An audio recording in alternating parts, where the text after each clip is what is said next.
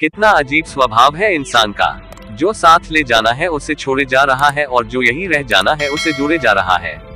एक राजा ने एक दिन बड़ी ही अजीब इच्छा जाहिर की कि मेरे दरबार में एक से बढ़कर एक बुद्धिमान है, लेकिन मेरे दरबार में एक मूर्ख भी होना चाहिए जिसकी बातों को सुनकर सबका मनोरंजन हो।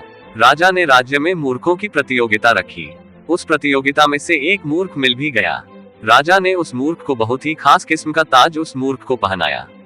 राजा रोज दरबार में उस मूर्ख से कुछ सवाल पूछते और उसका जवाब सुनकर सारे दरबारी खूब हंसते। ऐसे ही समय गुजरता गया और राजा बीमार पड़ गया। राज्य के सारे वैद्य हार चुके थे, राजा का बचना मुश्किल था।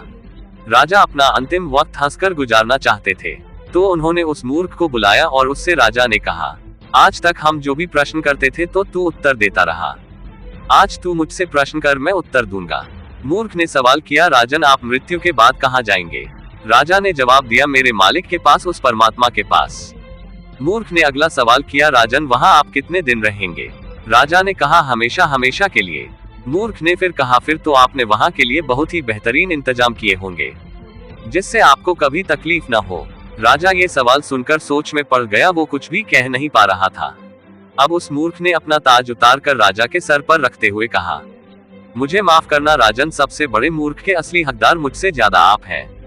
जहाँ रहना ही नहीं है वहाँ इतना बड़ा राज्य, और जहाँ हमेशा के लिए रहना है वहाँ के लिए कुछ भी नहीं। कड़वा तो बहुत है पर यही सच है। उड़ जाएंगे तस्वीर से रंगों की तरह हम, वक्त की टहनी पर परिंदों की तरह। हम ये बातें सब जानते हैं पर फिर भी इस बात को एहसास करते हुए जीते नहीं।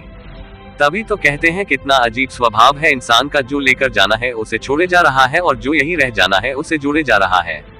चाहे ये दुनिया कहे पागल आवारा, बस याद रखना जिंदगी ना मिलेगी दोबारा।